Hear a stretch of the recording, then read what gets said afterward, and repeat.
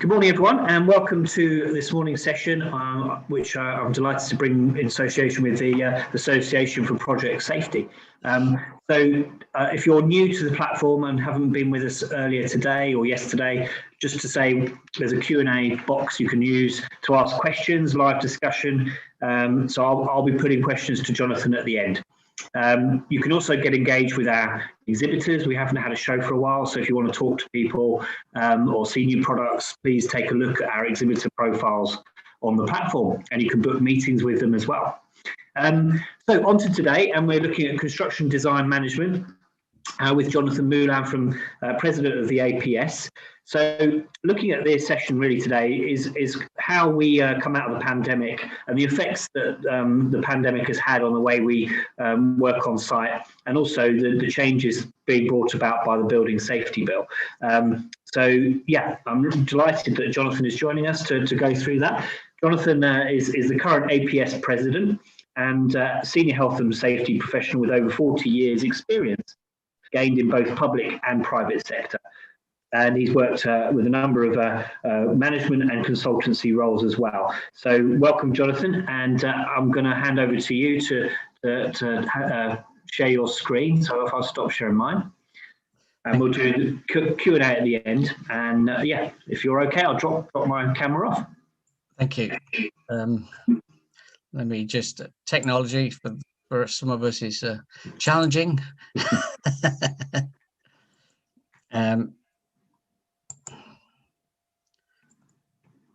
There we go. Hopefully that's okay. Welcome everybody. Yes, and thank you for the introduction, Nathan. So I'm Jonathan Moulin. I'm President of the Association, and I'm going to talk to you about generally about construction design management, which I call CDM, obviously, and other things that are going on around health and safety. I'm going to just give you a brief introduction to the association for those of you who don't know much about us. The association was formed in 1995 by predominantly a group of Scottish architects in response to the original CDM regulations in 1994. And our original name was not that original, really, the Association for Planning Supervisors. We took the decision in 2007 to change our name to what you see today. This was as a result of the change in the regulations at that time that introduced the CDM coordinators. We are clearly a membership organisation. We have approximately 4,000 members who predominantly deliver the principal designer role, CDM and client advisor roles, as well as various construction health and safety roles, whether it be site inspections or advisors to principal contractors and the like. So predominantly we look at health and safety within the construction process.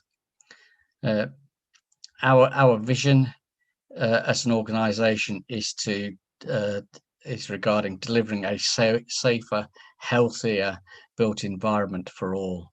And our mission, our purpose, we believe, is to be the home for health and safety risk management. So those who, no matter what capacity you work in within the construction field, health and safety risk management is important, be it from design or working on site, all the way through to those who have to occupy our buildings that we built or refurbish to eventual demolition.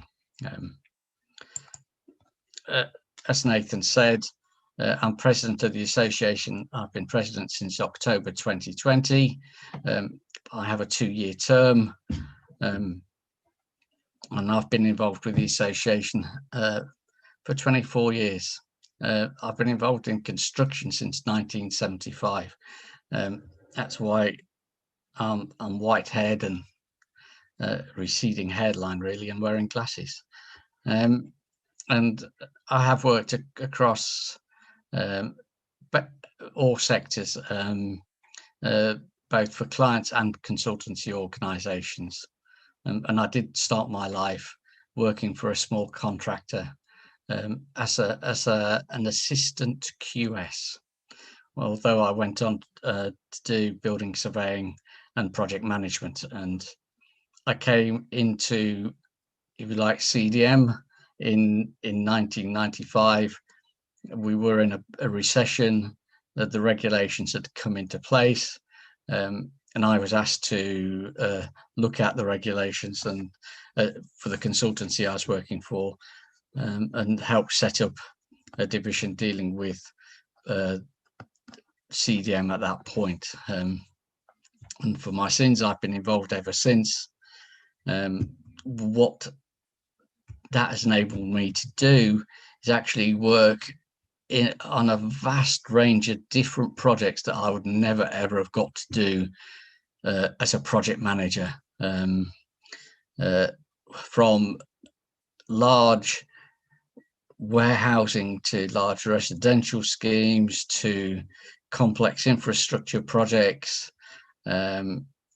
across the whole sector in construction. I think I've worked on such a range of projects I wouldn't have done if I hadn't have been working within CDM and health and safety. So I've been very privileged in that respect. So I'm going to briefly cover CDM regulations 2015. We'll see where we are with the health and safety stats, what the HSE is up to and what areas they're working. We'll cover COVID-19 and the impact that's had on our industry.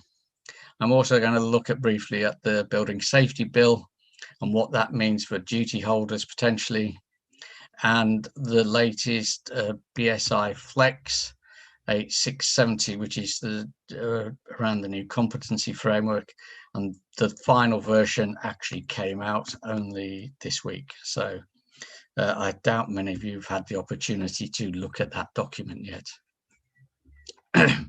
So CDM, construction design management. I deliberately didn't call this CDM regulations 2015 this talk. I think it's important that we take the three key words: construction, design, and management. The regulations are about managing health and safety within a construction project. It's about managing it within design. We're identifying those health and safety risks that need to be managed, and then the contractor manages those risks that remain. It is a holistic approach. CDM, although they place duties on specific duty holders, i.e. the client, the designers, the principal designers, contractors, and principal contractors, it is about having a general duty to identify health and safety risks in the construction process. We eliminate those risks wherever possible, and where this is not possible, we reduce, control, and inform, so that we can adequately manage remaining risks. And this goes not just for those people on site. We need to consider those people who use our buildings, what we construct, and make sure that if there is remaining risk once we've finished construction, that is informed to those it affects, so to those who manage the buildings and the like. And that's where the health and safety file is really important. And certainly it is true that part of the Hackett review has identified a weakness or poor health and safety file information, poor information being provided once a project has been completed. We need to provide information that is useful and allows people to manage and identify remaining risk. When the regulations came into force in 2015, there was a 5-year review written into that cycle. That has occurred, and we are now into another 5-year review cycle. So whatever people may think, CDM with Brexit and us coming out of the EU, we have to remember that these regulations were a direct result of an EU directive. These regulations are here to stay. So just as I don't intend to go through the duty holders. I think 6 years in, we should all really have a reasonable understanding of what each duty holder should be doing. However, I firmly believe CDM should not be a tick box exercise in purely ticking off what a duty holder should do, but it should be used as a holistic framework approach to the management of health and safety risks on construction projects. Working together as a team, we should be able to identify risks and work as a team to resolve, to either eliminate or manage those risks. So CDM to me, is a holistic tool available to project teams to manage risks properly.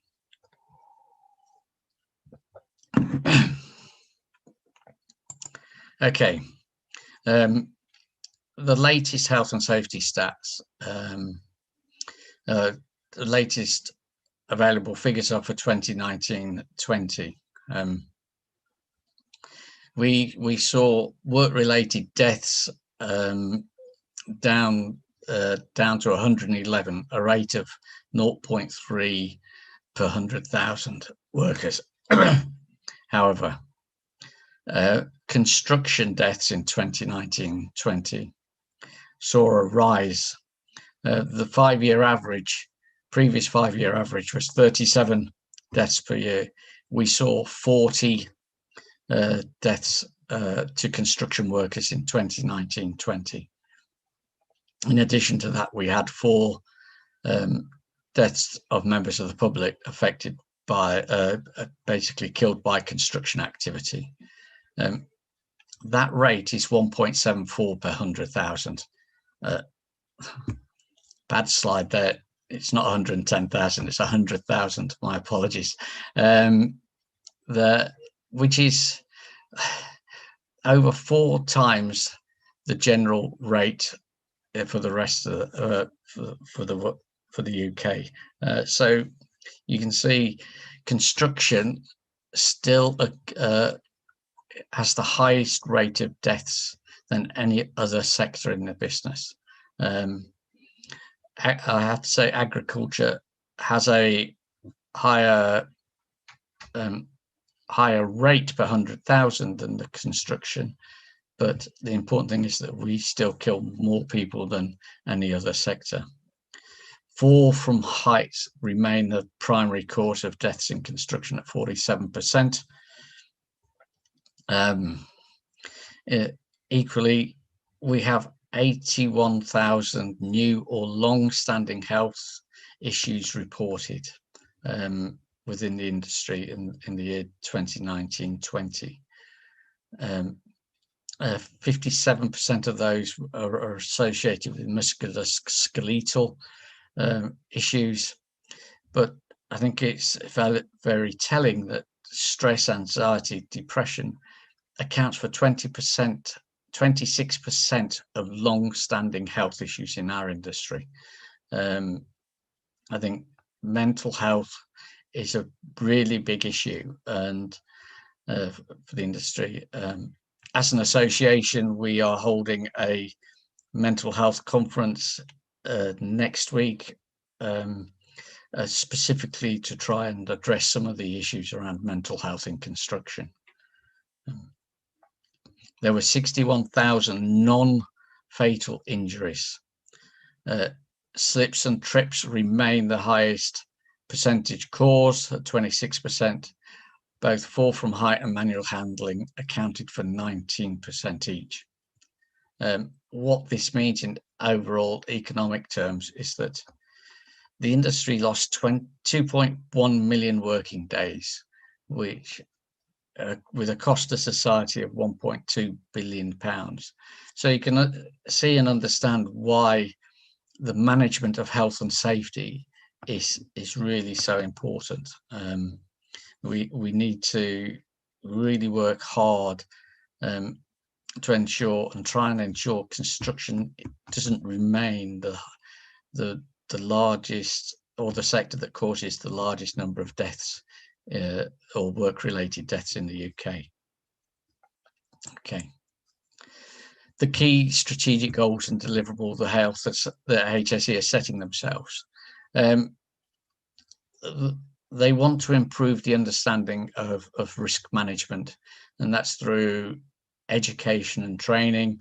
They are keen to ensure that is equally that is embedded within the training of young professionals, because clearly, as we get our next generation of people coming through into our industry, the better they understand risk management, the better we will be able to hopefully reach our goals. The HSE want to improve the fire safety risk assessment process, again doing that by guidance and training, and develop and provide how tall buildings work in regard to construction and safety.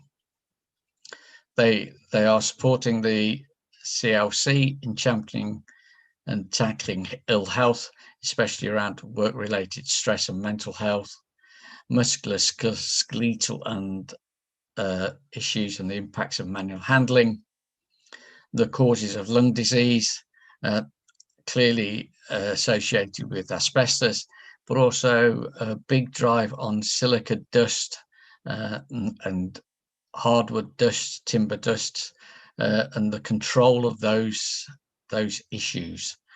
It's important when we talk about lung disease and COPD, it is not just about asbestos.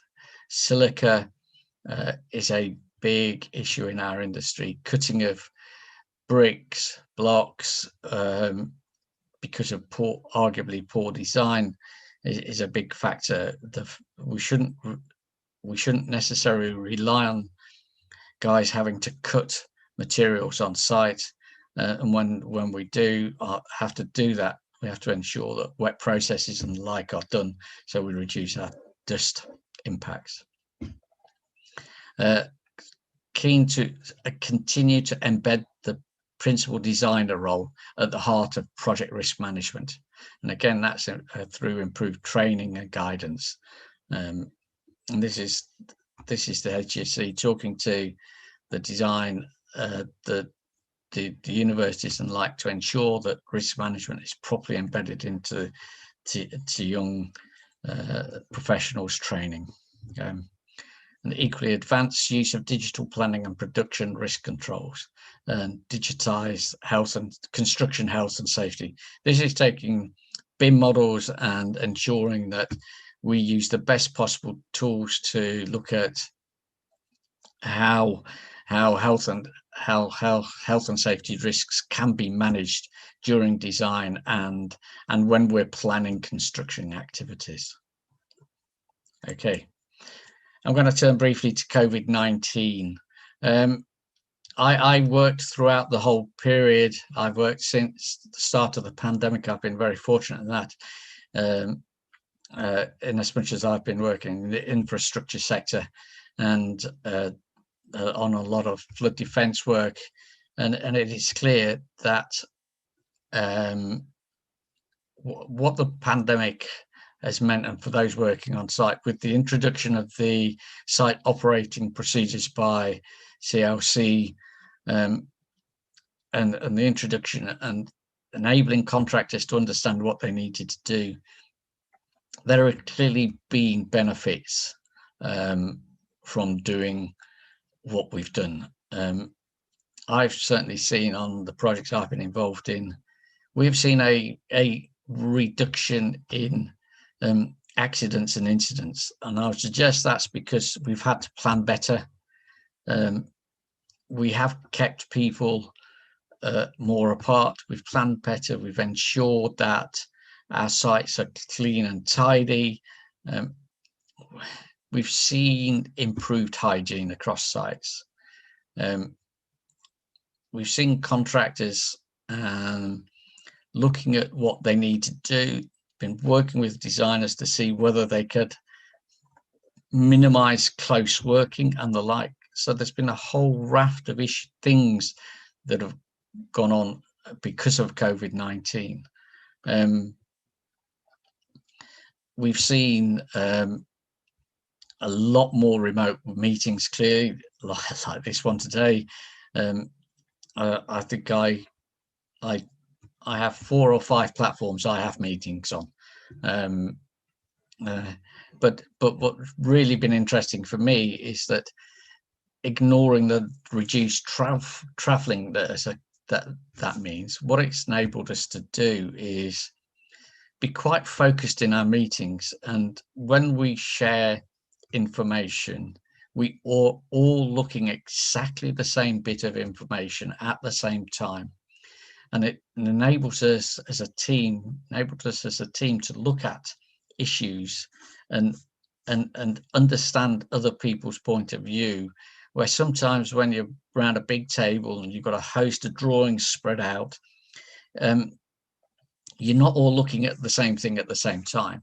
So I think what this has enabled us to do, having these remote meetings, is actually to share information, the same information all the time. And it's really worked very, very well. And I think it's allowed us to be a lot more focused and address issues at the same time. I firmly believe the COVID-19 controls are likely to be with us for some time. I've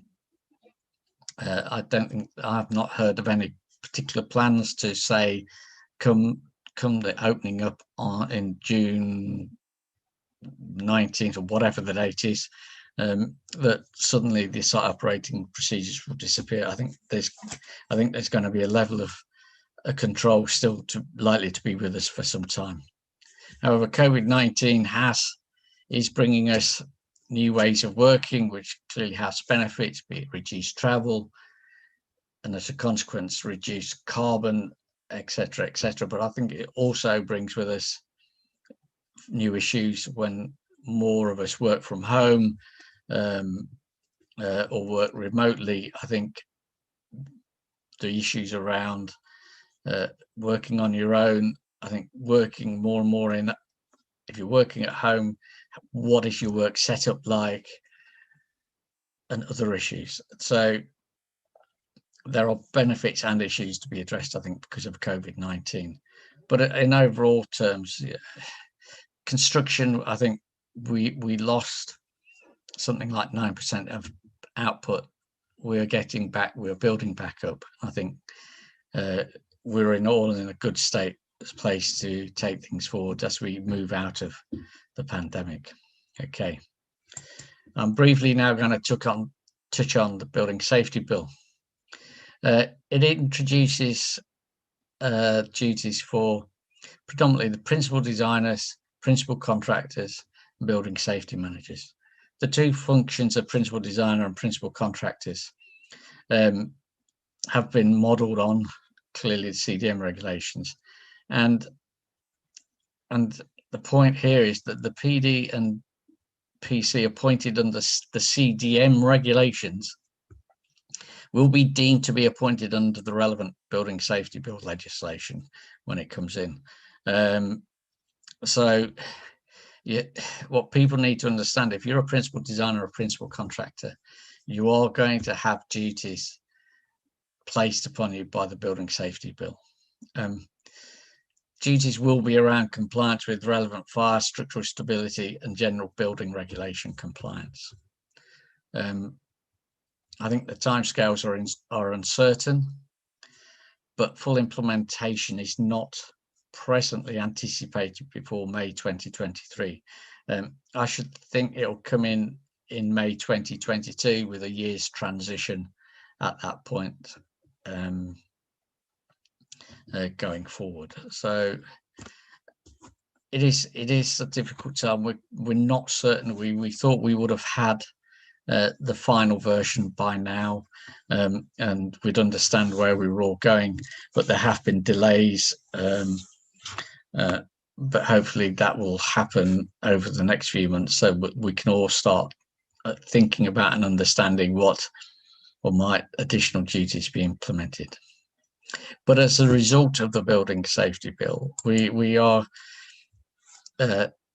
going to be introducing competency requirements, if you like, across industry. The part of the Hackett review and everything that's gone on has led to an issue around competency and a desire to increase competency levels across the industry. We are into the final version 3. As I said, it was issued a few days ago. And I've copied some key elements out of that document simply because I think it gives us a flavour of what's going on. So and out of this BSI Flex will come various past documents for particular roles, be it the building safety manager or principal designer. So I think this is key. This Flex gives recommendations for core criteria for building safety to promote high standards of protection for people in and around buildings. It is applicable to buildings of all types and scales. It is intended to have a wide application relevant in modern construction and property markets throughout the UK and beyond. And I think that's important because we need to, we shouldn't think that this is just going to apply to high-risk buildings or in-scope buildings. This is going to be applicable to all buildings of all types and scales. The Flex is intended for use by those responsible for the development, maintenance or application of sector-specific competency frameworks for roles, functions, activities or tasks undertaken by individuals where there are critical and directly influence safety in and around buildings. This includes competency frameworks for technical and non-technical roles and for individuals working under their own authority as well as under the supervision of other competent individuals. The Flex does not cover organisational competence. This is all about individual competence. So this Flex might also be relevant to regulated duty holding or statutory roles such as principal designers, principal contractors, designers, contractors, building safety managers, building control professionals, and responsible persons for buildings in occupation. So this covers a whole raft in our industry. And just as a final bit, I've copied certain elements out here. 3.4, it talks about competence. The applications of skills, knowledge, experience, and behaviour consistent to achieve a specific outcome. Competency assessment, evaluating, documenting evidence of an individual's performance against competency requirements. And I think the big one there, here we are introducing behaviours. We all know what skills, knowledge, experience and training is about, but now we're introducing behaviours. So these competency frameworks are procedures and requirements for the development, assessment and maintenance of agreed skills, knowledge, experience and behaviours required for an individual undertaking a role. And competency management, systematic identification, development, assessment, deployment and maintenance of skills, knowledge and experience and behaviours required to fulfil responsibilities. Again, this is about not, once we establish an individual's competence, it's about how we maintain it through CPD and ongoing training. So there is a real challenge for the industry in how competency stroke capabilities to measured on an individual level across a wide range of project types with differing levels of health and safety. I haven't got a slide for this, but as an association, we are seriously looking at capability frameworks at a capability framework for our members, how we can ensure our members can demonstrate their competence across what we are likely to deem three project risk levels, if you like. So standard projects, complex, really complex projects, and trying to match competency requirements across those sort of three bands. It's something we're working really hard on, and it is a challenge for us all on how we're going to meet new requirements around competency and upskill our industry, not just the professionals, but the workforce across the whole board. The key element there is to improve competency. And I believe that brings my 30 minutes to a close. So thank you, everyone, for listening to me. And have we any questions? Hi, Jonathan. Thank you for that. That was great. And yes, I've got some questions come up on the platform. So bear with me a second. I'll bring those up. So it was. First one was about the outcomes from the latest review of CDM, and what kind of outcomes there were there. What I read, it was generally accepted there needed to be a little bit more embedding of the PD, and that's why the HSE are looking at that and whatever else. But there is also other research now ongoing, organised by the HSE, that is looking particularly at how the PD role is working, and the like. But in general terms, I'll be quite honest with you, it was quite a top line review, and there's certainly no plans to change anything, and it was more of a case of, right, okay, he's working, we could do more to help embed things, but a question more of, well, I think we just need to do a bit more research in certain areas.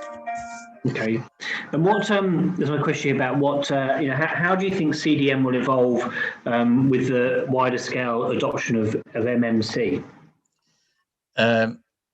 Sorry, MMC. Yeah, modern methods offsite. Oh, yeah. Sorry. I think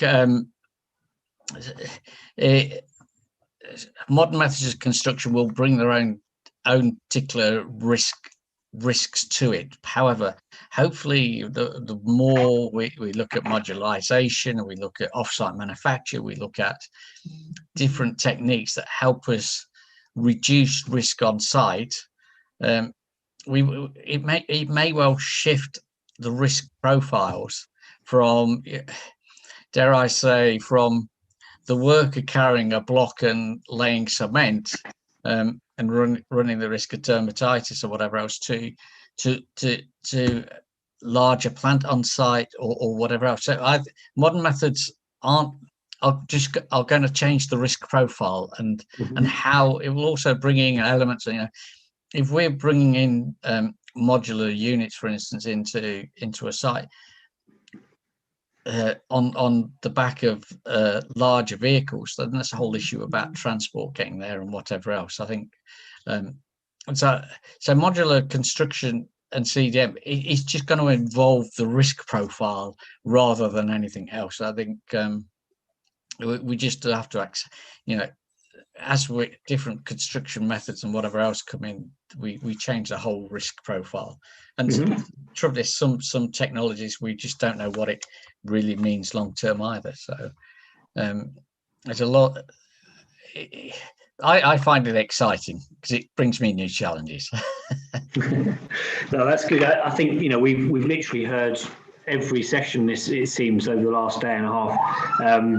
That the changes are so rapid but hopefully all leading to better modes of practice, better ways of working. So we've got a question from Milena, who would like a copy of your presentation. A few people have asked that. So yeah, no problem at all.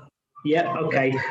We'll figure out a way of doing that. Maybe we can put that on the group. But Well, I can ensure it goes on my association's website. If people will then want to go onto our website and just download it, I can make sure it's there. That's easily accessible for everybody. That's not a problem. If that's an easier way, we'll have that discussion, Nathan. No worries. And then obviously people can watch this back as well. So, and then Zoe has asked, when will the capability framework from the APS be available? Right. It is something we're working on. We need to get it right. We are probably looking at doing that certainly over the next 6 to 12 months. But the flex document is complex. We need to make sure we marry into whatever standards are being expected from these capability frameworks, and we need to make sure that as an association we get it right, not just for ourselves and our members and others, but actually for the industry, because we want to make sure that if we say to somebody, here's the capability framework, you can go through and look at your competency. We want to make sure that industry says, yeah, okay, that's great. We really accept that, and we acknowledge that. So there's, for anybody in this sector at the moment, it's a whole new field to a degree. So we've got to make sure we get it right. So I'm not going to promise it you tomorrow, but certainly we are aiming to 6 to 12 months sort of time scale. I mean, we're going through a whole change in the association anyway. So it is part of that. So okay, brilliant. Milena has asked, how does CDM, or how can CDM apply for a small council?